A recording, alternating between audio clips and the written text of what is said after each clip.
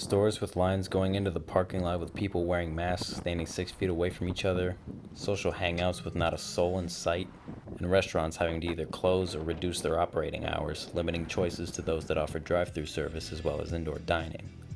It's fair to say that life has turned upside down since the outbreak of COVID-19. School boards, however, have taken one of the more bigger hits since the declaration of the pandemic, closing down schools and leaving hundreds of thousands of teachers and students away from their classrooms. But being in the golden age of technology, it isn't hard for teachers and students to keep in touch. Online communication is the way we're going with that, and it's the easiest way to kind of reach out to kids.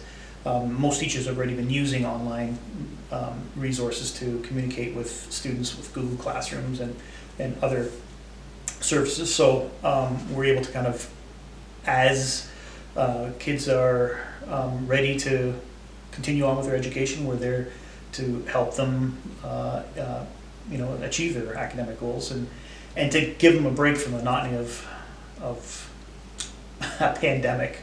For teachers like Sam, the lockdown has been especially difficult for him, with his wife, a respiratory therapist at St. Mary's General Hospital, having to isolate herself from her family, leaving Sam having to maintain a stable household mainly by himself. The impact on me has been, I think the most devastating part of this is being isolated from my wife and from a person I love dearly, and so it's hard to have that distance.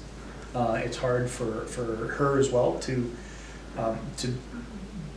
be here but not be here, which is a challenge. The most severely impacted, however, are hospital workers, being there on the front line working with patients who have contracted the virus and nursed them back to better health.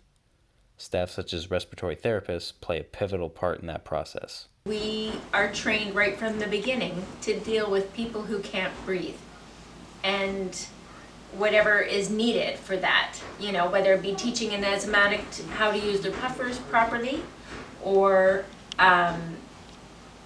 doing testing to see how they're breathing, or whether it's putting a breathing tube in someone's lungs and ventilating them with a ventilator. That's what we do. That's my whole role. One of the biggest stereotypes about the virus is that senior citizens and those with weak immune systems are the most likely to contract the virus. But ask almost any health official about it and they'll be quick to end that stereotype entirely. I think that's a misconception that people have. COVID infects everyone. I think everybody needs to know that this is a virus that we have to take very, very seriously, as we've seen in the news every day and in our hospitals every day. We have to be as cautious as humanly possible. As we continue to try to flatten the curve of this pandemic, there's still no telling when exactly this is going to blow over. But until that day comes, all we can do is hope for the best and continue to stay inside and wash our hands as much as possible.